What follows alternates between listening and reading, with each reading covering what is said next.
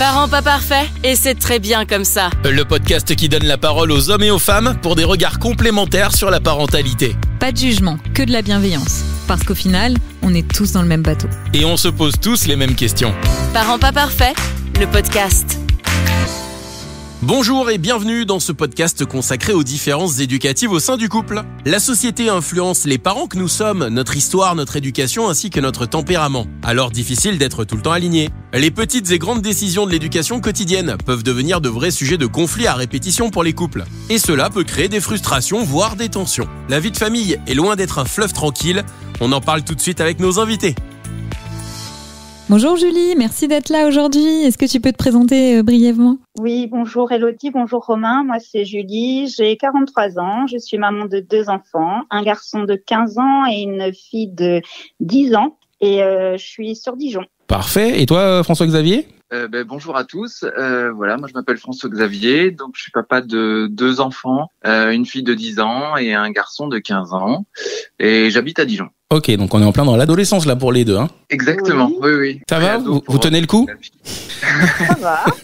Ça va. Tout va bien. C'est juste que François-Xavier et moi, donc on est les parents de ces 2 adolescents et nous sommes actuellement séparés. Ok, et on les a ensemble en même temps. On a trop de chance quoi. Ah dis donc, quelle belle situation incroyable, on avait une chance sur combien que ça arrive. Incroyable. Bon alors du coup, comment vous allez vous deux ? Moi ça va. Écoutez, très bien. Après, on est en période de vacances, donc j'avoue que le rythme est un peu plus cool dans le rythme scolaire habituel. Donc voilà, les vacances, ça fait du bien. Ouais, j'imagine. Et au niveau de l'éducation, on va revenir sur le sujet, puis on va rentrer dedans, comme on dit. Directement. Au niveau de l'éducation, c'est justement le thème du podcast de Parents pas parfaits aujourd'hui. Au niveau de l'éducation et de la façon, alors pas d'appliquer, mais en tout cas de la façon de mettre en place une éducation. Alors le but c'est de faire une éducation commune et d'arriver à justement trouver le juste milieu et d'avoir une espèce de alors pas communion, mais en tout cas essayer d'avoir d'être aligné. Voilà, être aligné ou une façon en tout cas d'éduquer ses enfants de façon homogène. Et que ça soit pas papa d'un côté et maman de l'autre. Comment vous avez géré du coup, parce que là ça va être super intéressant parce que vous les avez élevés vous les avez élevés en partie ensemble. Alors juste pour vous préciser, du coup peut-être Julie d'abord et Fax complète. On fait vraiment l'un après l'autre. Oui. Ou celui qui a envie commence. On est à la maison, vous faites comme vous voulez. D'accord. On commence par qui du coup ? Alors, Julie ? On est galant. Par rapport à la question, c'est vrai que au niveau de l'éducation, il y a un compromis à faire entre ce que l'autre veut apporter dans sa parentalité et nous ce qu'on veut. Avec la famille qu'on a formée pendant 18 ans avec Fax, c'est vrai que au niveau organisation, tout ça, c'était plutôt bien réglé, je trouve. Organisation, que ça soit au niveau scolaire, au niveau des activités extrascolaires, au niveau des vacances. Puis c'est vrai qu'il y a des fois, il y a des différences, des discordances sur quelques points au niveau de l'éducation. On va y venir. Mais en règle générale, plutôt bien rodé. Je sais pas ce que t'en penses, Fax, mais c'est moi ce que je voyais en tout cas de ce qu'on pouvait faire. Donc pour Julie, en fait, ça se passait plutôt bien, les rôles étaient bien déterminés et à part sur 2-3 trucs, quoi, en clair. Voilà. Alors, François-Xavier ? Oui, j'avoue elle a bien résumé la situation et c'est vrai qu'on était quand même plutôt bien organisé dans notre système de fonctionnement familial. Après, moi, c'est vrai que je partais d'un schéma familial de base, c'est-à-dire les parents, mon père, ma mère nous ont éduqués dans un système où c'est vrai que c'était beaucoup ma mère qui faisait et mon père travaillait beaucoup. Donc c'est vrai que j'ai essayé de rompre un petit peu ce schéma-là et essayer de participer un peu plus dans les activités et prendre un peu plus position dans mon statut de père, en fait. Et donc, c'est vrai qu'il me paraissait plutôt, sensé d'être bien présent et de participer aux activités et d'avoir une organisation plutôt bien réglée. Voilà. C'était rassurant aussi d'avoir une organisation plutôt bien réglée et d'être organisé, quoi. Ça fixait des repères, du coup. Ouais.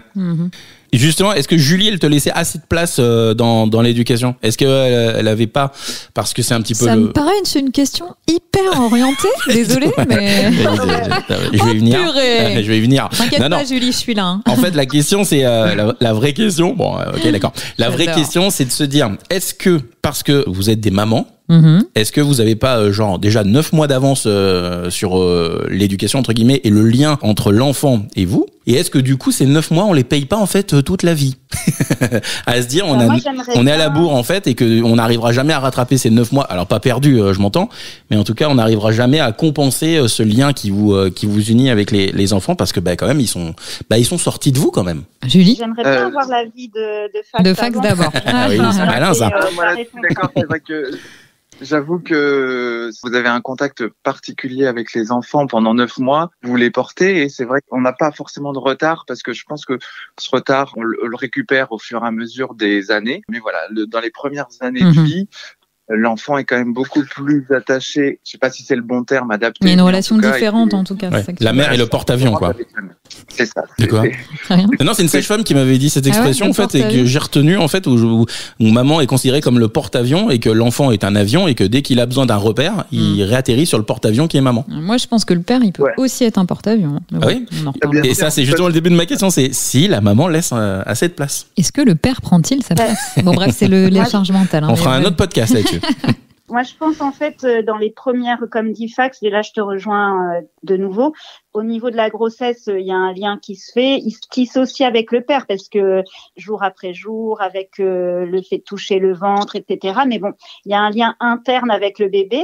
Et puis pour moi, en tout cas, je parle pas pour les autres mamans, mais pendant, je pense, les 2 années qui ont suivi la naissance, j'étais dans une gestion contrôle, quoi. Pour moi, je savais ce qu'il fallait faire pour les deux, que ça soit Titouan ou Roxane. Et c'est par contre au-delà des 2 ans, quand il y a une autonomie qui arrive, j'ai trouvé que mes enfants, ils sont devenus plus autonomes au niveau de déjà de la motricité, du mouvement et tout ça, que là j'ai lâché du lest. Et puis je pense aussi que mon envie de redevenir une femme, avoir plus de liberté. Mais c'est vrai que les 2 premières années, j'étais beaucoup dans le contrôle. Je sais pas si tu me contrediras, Fax. Et après, par contre, mine de rien, si on regarde aujourd'hui à 15 ans et 10 ans, les figures d'attachement des enfants, c'est nous deux. Il n'y a pas de différence en fait. Moi, en tout cas, j'en sens pas. Moi, je suis tout à fait d'accord. Comme je disais, les premières années de vie sont vraiment dépendantes avec les enfants sont plus particulièrement attachés à la mère, je trouve. Et nous, on est plus des accompagnateurs. J'ai ressenti comme ça.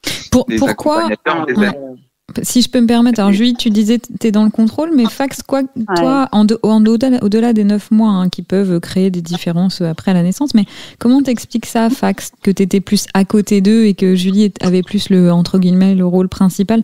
Est-ce que toi, à ton niveau, tu penses que peut-être aujourd'hui, si t'étais papa d'un jeune bébé, ce serait différent? Parce qu'il y a le rôle de Julie qui était peut-être dans le contrôle, on parle souvent de la place des femmes qui se positionnent d'une certaine manière, mais en tant que toi, homme, qu'est-ce que t'en penses aujourd'hui? Ouais, moi, j'ai trouvé que quand il y a eu la naissance, Julie connaissait déjà le bébé. J'avais l'impression qu'elle connaissait déjà le bébé et que moi, j'arrivais. Et en fait, moi, je le connaissais pas. Je le connaissais. Je l'ai découvert à ce moment-là. Et le temps qu'elle a eu pour créer cette relation avec l'enfant pendant la grossesse, moi, je l'ai pas eu forcément. Donc, j'ai un petit décalage dans le fait de cette connaissance avec cet enfant qui est né. Donc voilà, j'avais certainement un petit déficit de temps, mais que j'ai réussi à rattraper après par la suite. Mais c'est vrai qu'on se sent un peu, pas délaissé, mais on se sent un petit peu en retard. On comprend pas tout ce qui se passe et on sait pas trop ce qu'il faut faire. Donc c'est pour ça que, comme elle disait, elle était plus dans la direction, c'est-à-dire que voilà, il faut que tu fasses ça, ça, ça.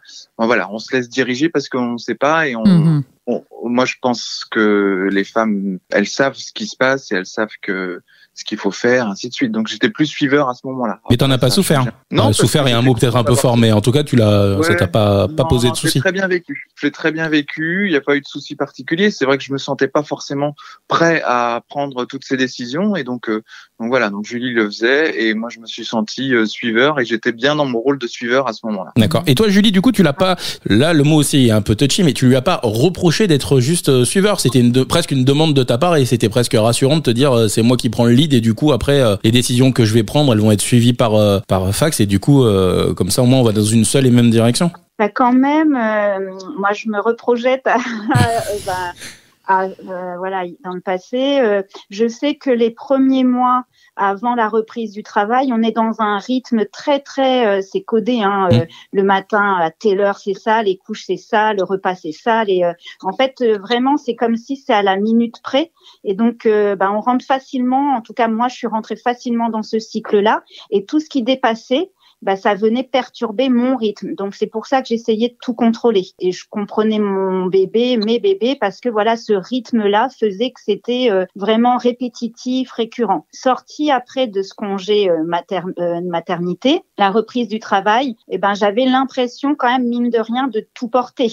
Et le rythme de l'enfant et le travail. Et c'est là qu'en fait peut naître, et en tout cas chez moi, une sorte de, pas de la rancœur, mais me dire, franchement, qu'est-ce qu'il faut, jusqu'où je dois aller de fatigue et d'énervement pour qu'en fait on puisse comprendre que là j'ai besoin de souffler, j'en ai marre d'être dans ce rythme, parce que ce rythme c'est bien, mais l'homme il n'est pas fait pour des trucs qui sont tout le temps les mêmes. Tout le temps. Il y a un ennui, une habitude qui se crée, et je pense que moi, en tout cas, dans mon fonctionnement, il faut sortir de ça. Et j'ai vraiment eu l'impression d'étouffer sous tout recommencer à la même heure, le boulot, gérer. J'ai l'impression. Voilà. La charge mentale. Pour moi, je l'ai vécu comme ça. Après, une charge mentale et puis une sorte de vraiment de me dire, mais est-ce qu'il faut vraiment aller jusqu'au bout du bout pour qu'on comprenne que là, il faut faire les choses à deux. Quand tu dis qu'on comprenne, c'est que fax comprenne. Lui, ou que même la société aussi, dans un sens, pourquoi je devais reprendre le boulot à cette heure-là. L'organisation du travail, c'était toujours la même avant que je sois maman et après que je sois maman. Il n'y avait eu aucune différence. Je commençais à la même heure, je finissais à la même heure, je travaillais tous les jours. Et je me disais, il n'y a aucune considération, en fait. Il n'y a rien qui est adapté. Une fois que vous avez accouché, vous reprenez le boulot et c'est comme si de rien n'était, quoi. Il y a une parenthèse, en fait. Voilà. Et puis pour les pères, je dirais que pour fax, ils ont peut-être encore plus besoin de soutien et de guide au démarrage, en écoutant fax, que les femmes, puisque encore plus, les femmes en ont énormément besoin, mais les hommes aussi. Et l'allongement du congé paternité, c'est un petit pas vers ça, mais c'est vrai qu'il y a des choses, vu qu'il y a de gros suivis médicaux chez la femme enceinte, il y a des choses, des messages qui sont déjà inséminés au fur et à mesure, et l'homme, il est plus à distance de ça. Donc ça peut être encore plus difficile pour lui d'adopter son bébé, entre guillemets, à la naissance, et de prendre de pas être que suiveur. Voilà. Ça fait beaucoup de changements en très peu de temps, et c'est vrai que après moi c'est ma personnalité, j'ai besoin de temps pour m'habituer, donc au final là c'est vrai que il faut changer ci, il faut changer ça, il faut changer plein de choses, et c'est une nouvelle vie qui commence, donc c'est vrai que ça demande un petit temps d'adaptation, peut-être que il faut le préparer en amont ou faire des choses différemment, mais c'est vrai que c'est quand même un gros changement qui nécessite une préparation et en même temps un changement de vie. Et c'est vrai que c'est ce qu'on dit souvent. On n'y est pas prêt. C'est-à-dire que je parle vraiment à quand on a le premier enfant. Une fois qu'on l'a eu, en fait, souvent, pour avoir discuté avec d'autres parents, souvent ils disent c'est soit différent, soit à l'opposé en fait de ce que je pouvais imaginer en termes de fatigue, en termes de charge de travail, de charge mentale, d'accompagnement après qui est quasi inexistant. Personne nous prépare en tout cas à ce qu'on va vivre et subir entre guillemets, parce que c'est pas une tanasse non plus d'avoir des enfants, mais c'est vrai que si on n'est pas préparé et si en tout cas on n'est pas costaud de ce côté-là, ça peut faire imploser, je pense, certains couples, clairement quoi. Oui, il faut être bien entouré aussi, parce que je pense que la famille est importante dans ces cas-là, les amis. Il y a beaucoup de gens qui veulent pas forcément venir nous voir pour pas trop perturber le rythme familial, mais en même temps on a besoin de gens autour. Donc c'est un équilibre à trouver qui est pas forcément très facile, et c'est vrai que c'est des moments qui sont un peu difficiles au début. La reprise du travail, le bébé, les nuits qui se font pas, l'alimentation, et c'est vrai que personnellement, je reste un homme, et c'est vrai que toutes ces choses-là, on ne les a pas anticipées. Je veux dire.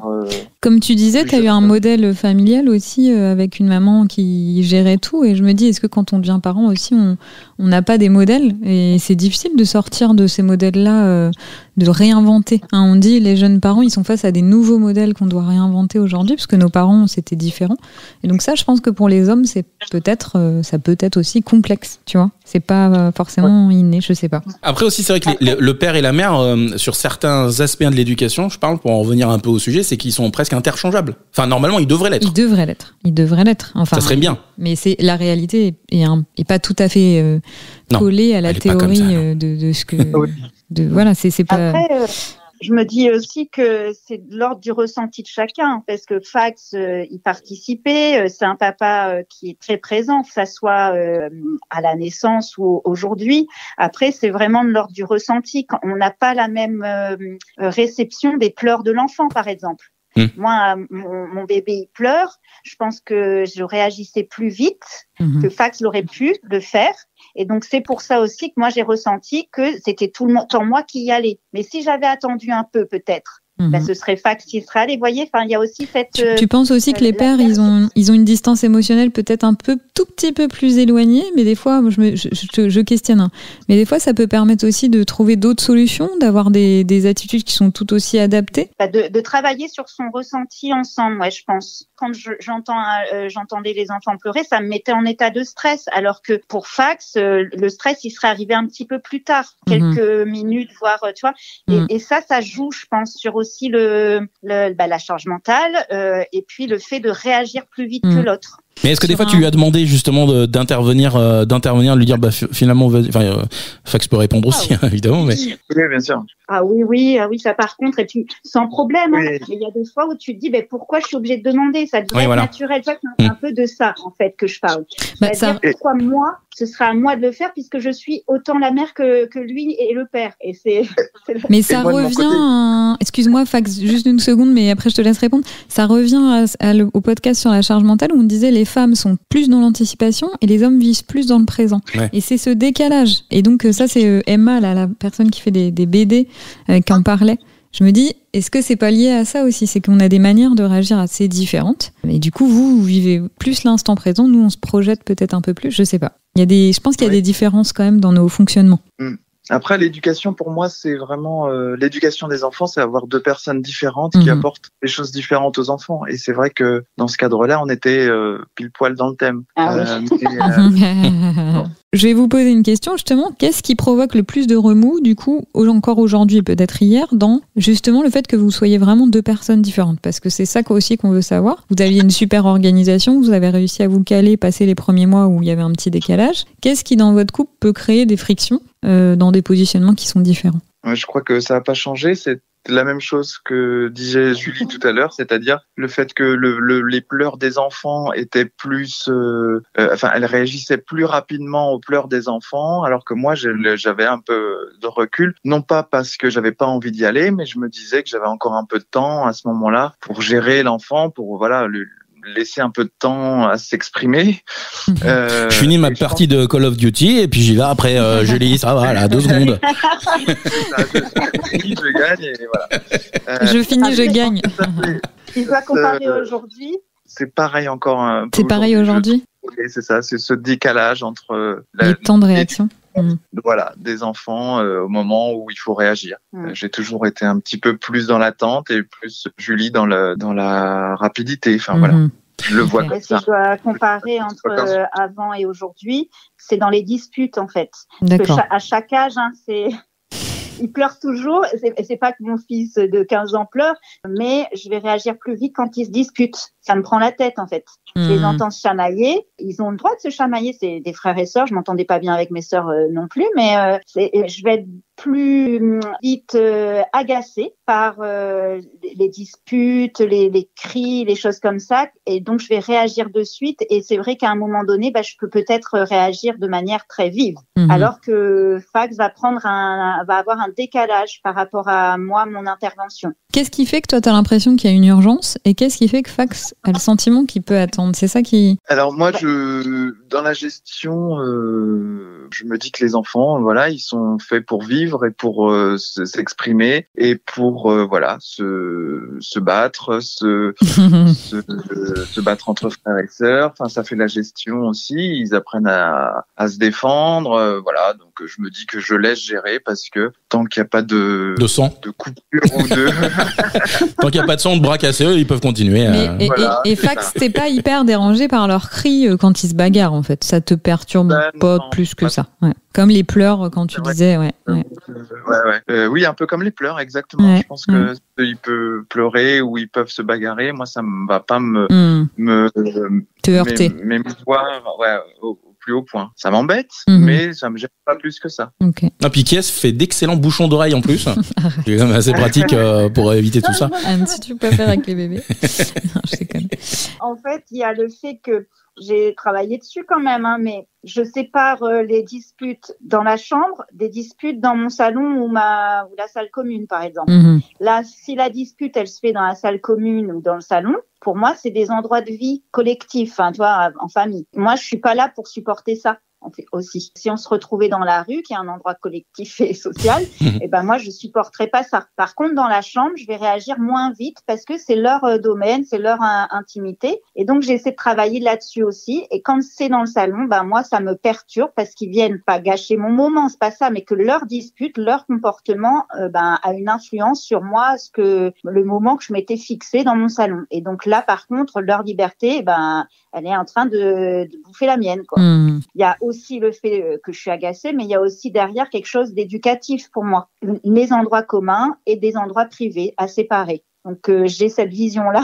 Comment vous gérez alors vos différents c'est assez différent la manière dont vous percevez les choses. Fax il dit que ça, voilà, ils apprennent en gros, en se bagarrant, ils gèrent tous les deux jusqu'à temps que vraiment ce soit plus gérable par eux deux. Toi Julie, t'es plutôt interventionniste parce que ça te dérange et que ça te heurte les cris, les bruits, surtout quand c'est dans des pièces communes. J'imagine quand vous viviez ensemble, c'était quelque chose peut-être sur lesquels vous n'étiez pas d'accord. Comment vous gérez ça du coup? Est-ce que vous en avez discuté tous les deux? J'imagine que oui. Oui, on en a discuté et c'est vrai que ça a été un des points de désaccord très importants. Après, c'est vrai que je voulais pas aller contre mes principes. Je sais pas si on peut dire ça, mais j'ai fait je pense que des efforts dans la gestion des enfants. Mais c'est vrai que j'ai eu beaucoup de difficultés à réussir à changer, mais à évoluer dans cette gestion des enfants. J'ai pas réussi vraiment j'entendais le point de vue de Julie, mais j'arrivais pas à l'accepter, mais à te l'approprier, à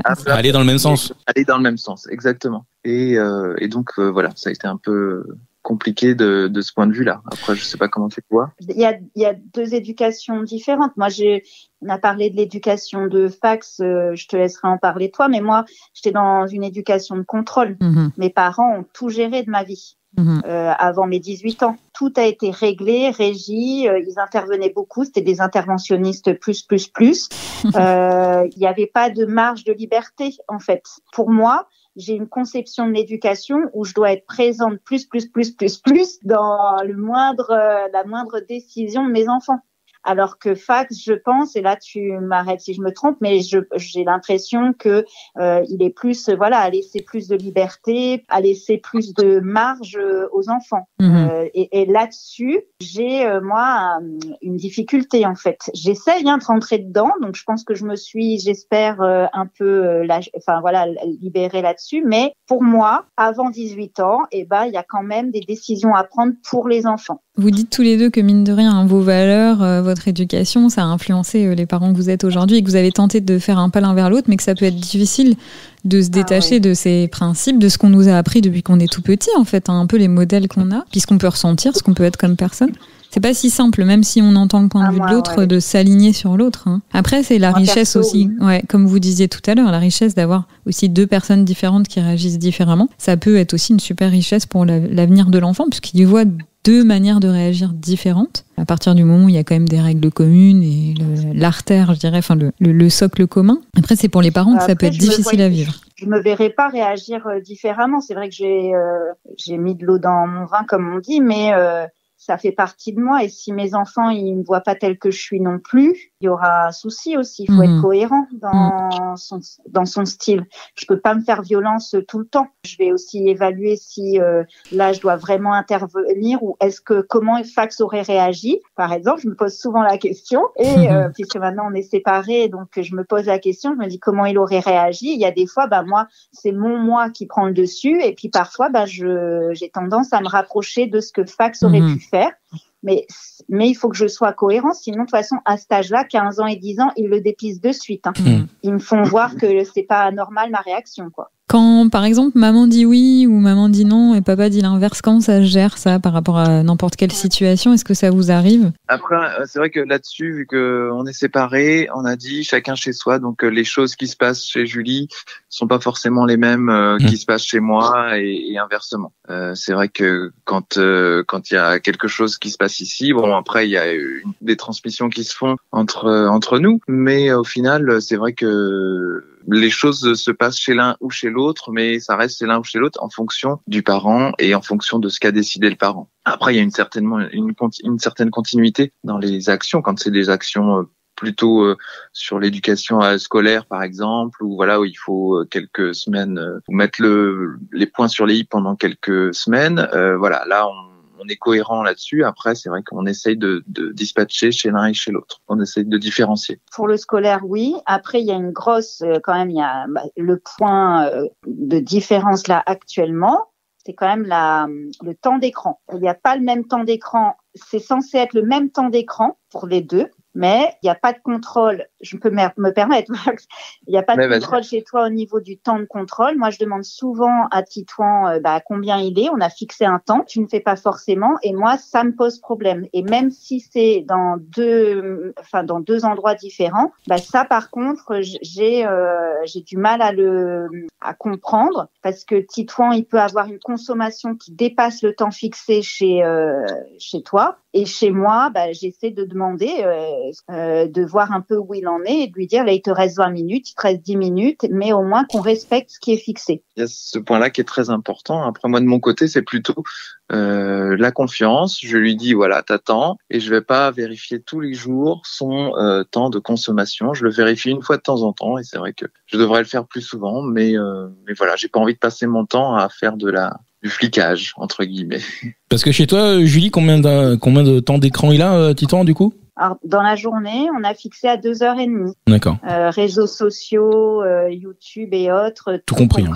Et télé aussi, mine de rien, à moins de regarder un film en commun, ça c'est hors temps. Je trouve qu'un film en famille, voilà, c'est agréable. 2h30 et c'est vrai que Titouan nous a montré à plusieurs reprises qu'il ne respectait pas ce temps. La confiance, je l'ai pas à ce niveau-là. Je me permets, c'est loin d'être simple. Enfin, je pense que vous êtes un couple parmi tant d'autres. Hein. Très clairement, Romain, tu vas pas dire le contraire et moi non plus. On a tous des différences éducatives au sein de nos couples. C'est hyper difficile de trouver l'équilibre. Des fois, on se dit, oui, c'est vrai, il a pas tort sur sa manière de réagir, mais purée, quand même, mon positionnement est pas faux non plus. Enfin, c'est difficile de trouver, c'était une des questions qu'on allait vous poser juste après. Trouver l'équilibre, c'est pas simple, parce qu'il faut se mettre un peu de côté, comme tu disais des fois, Julie. Hein. Moi, j'ai peur de pas être moi, et j'ai besoin d'être moi, et c'est vrai que c'est cohérent avec les enfants. Et puis, avec ce qu'on a envie de transmettre, parce que c'est ça aussi être parent, c'est l'envie de transmettre aussi ce qu'on est, ce qu'on a reçu. Enfin, et je me demande si c'est pas aussi ce qui vient nous heurter des fois, de se dire voilà, moi je sais que ça et ça va fonctionner, je sais que là c'est pas suffisamment interventionniste ou toi Fax ça l'est trop. Enfin je pense que pour tous les couples, je veux dire, vous êtes je pense qu'il y a peu de couples qui disent nous on est alignés tout le temps, ça clair. Roule, je sais pas, Romain, ceux qui disent ça, voilà.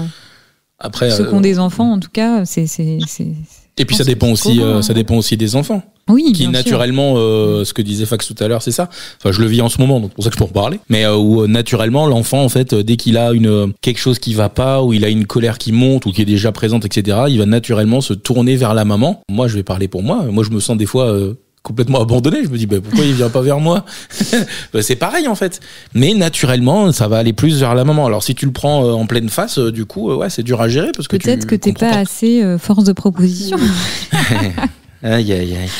Ah, désolé. Julie, tu suis pas? Non, Julie, tu suis pas ça. Et Fax, il va me défendre. Quand la maman est là, non, je comprends. Quand la maman est là et que tu es là, l'enfant va aller plus facilement vers la mère. Et c'est ce qui se passait aussi pour Titouan et Roxane.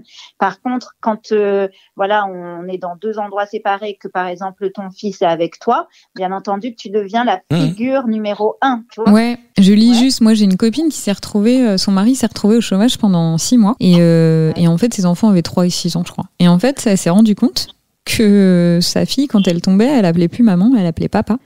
Et tu vois, donc je me dis, ça peut s'inverser en fait. Est-ce que c'est pas celui qui s'occupe beaucoup de l'enfant que l'enfant va rechercher en priorité, ou il va sentir que si j'ai un besoin non assouvi, adulte-là, si c'est lui qui est dans la pièce, c'est celui qui va être le plus sensible à mes besoins. Et ça revient un peu sur la notion de pleurs, tu vois, parce que je me dis peut-être que dans certains couples, et moi j'en connais, où il y a des pères qui réagissent encore plus vite que les mères. Et c'est un peu comme nous aussi. Enfin, si tu as une amie qui t'appelle tous les jours et une autre amie qui t'appelle une fois de temps en temps, quand tu as un problème, t'appelles qui? L'amie qui t'appelle tous les jours. Qui t'appelle tous les jours, c'est un peu pareil. C'est le fait, effectivement, il y a la présence. Si là, dans le cas particulier de ce mari qui a été pendant 6 mois au chômage, oui, il a été de ce fait plus présent dans la maison. Donc, non, mais ce que je voulais dire, c'est que c'est pas forcément genré, quoi. C'est pas forcément. Alors, oui, dans la majorité des cas, la femme a porté l'enfant. Il y a des choses peut-être qui sont de manière plus innée, mais il y a certains couples aujourd'hui où ça peut être plus le père. Enfin, je pense je sais pas si c'est ce que je veux dire. C'est que je suis pas certaine que ce soit forcément genré.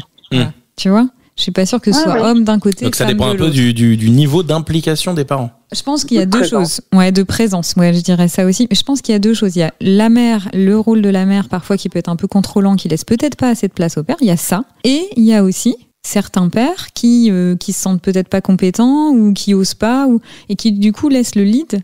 Parce qu'on leur laisse pas peut-être assez de place. Je pense qu'il y a certains cas où c'est ça, puis il y a des cas où c'est pas forcément ça.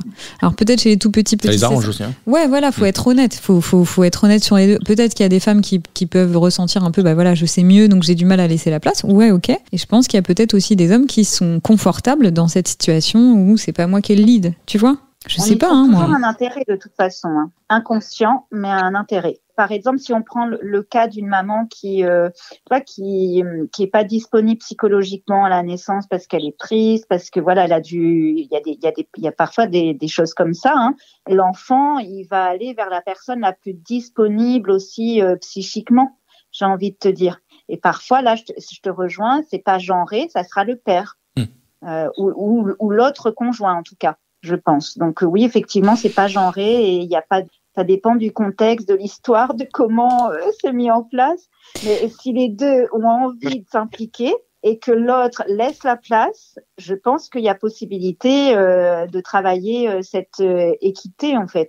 Moi, je pars de cette idée. Après, je sais pas si c'est vrai, mais qu'il y a quand même toujours un déficit au départ. Après la naissance, il y a toujours un déficit de la part du père qui, par rapport à la présence, par rapport au fait d'avoir porté son enfant, ce déficit d'affection ou de connaissance de l'enfant, il demande un petit temps avant que le père puisse prendre un petit peu le dessus retrouver le niveau égal au niveau affectif avec l'enfant.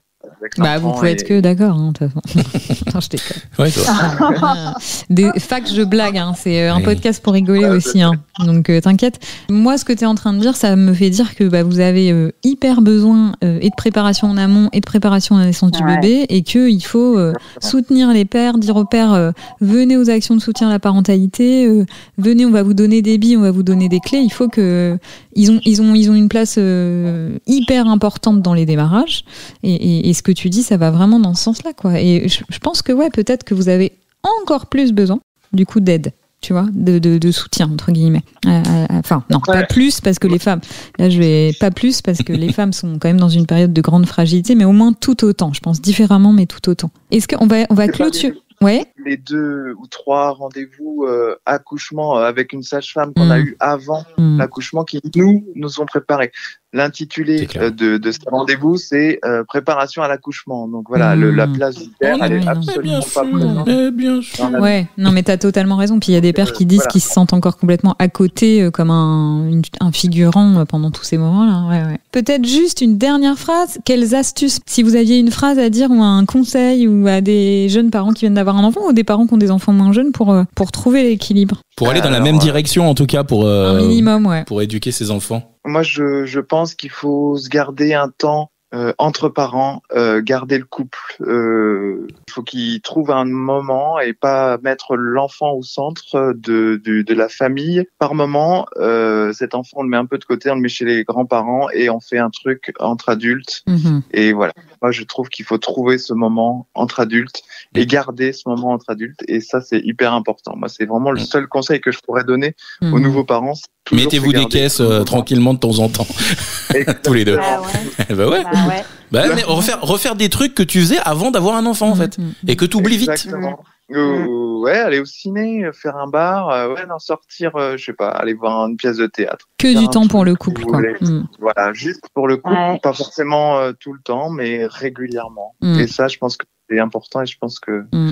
Alors régulièrement, il faut savoir, une fois par semaine, une fois toutes les 2 semaines, il faut vraiment préciser, pas une fois par mois, je pense que c'est pas assez. Ça doit être vraiment... Tu vois, Fax, elle te recadre là. Hein.